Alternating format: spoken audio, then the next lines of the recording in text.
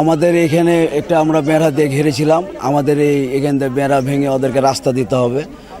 ওরা এখান থেকে পিছন থেকে মনে করেন যে মাদক নিয়ে আসবে, লেসে এখান থেকে শর্টকাটে ঢুকে যাবে। এখান থেকে আসলে তো মানুষ দেখবে, এদিক দিয়ে আসলে মানুষ দেখবে।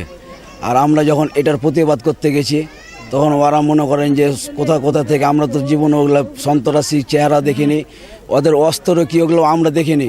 ওরা এসব অস্ত্র লেসে এলাকাবাসীকে মনে করেন যে খুব যন্ত্রণা করছে। আমরা কিছু বলতে চাইছি, আমাকে ভয় দেখাচ্ছে, ভীতি দেখাচ্ছে। আমাদের কাছে মাঝে মাঝে ওরা চাঁদারও আবদার করছে। আমরা কোথায় পাবো বলেন? আমরা তো গুচ্ছ গ্রামে বসবাস করতে এসে আমরা অসহায়। এখন এমন ব্যাপার হয়ে গেছে যে আমাদের জীবনের কোনো নিরাপত্তাই নেই ওদের কাছে। এখন আমরা সবাই কিন্তু কর্মীজীবী, কেউ রিক্সা চালায়, কেউ ভ্যান চালায়, কেউ বরফ বেচে। এখন আমরা যখন শহরের চারিদিকে যাব তখন তো ওরা আমাদের উপরে হামলা করবে। আপনারা দেশবাসী দয়া করে আমাদের উপরে এই হামলা করাটা আপনারা রক্ষা করুন। আর এই যে অন্যায়গুলো করেছে, আমার মসজিদটা ভেঙেছে, কি বলবো আপনাকে, আমার চোখ দিয়ে পানি চলে আসছে। এই মসজিদটা আমি মানুষের কাছ থেকে টাকা পয়সা চাঁদা চেয়ে এসে এই মসজিদটা আমি কোনো রকমে গড়ে তুলেছি। আপনারা মসজিদটা দেখতে পারেন না চাইলে এসে।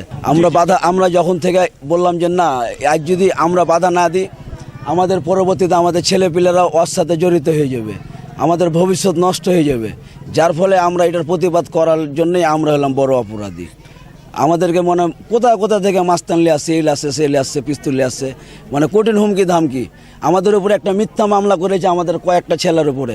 আমাদের এই গ্রামে যারা এমন লোকের উপরে মামলা করেছে যে এন্দুর দেখে ভয় করে, এসব লোকের উপরে মামলা করেছে। এগুলার আমরা প্রতিকার চাই।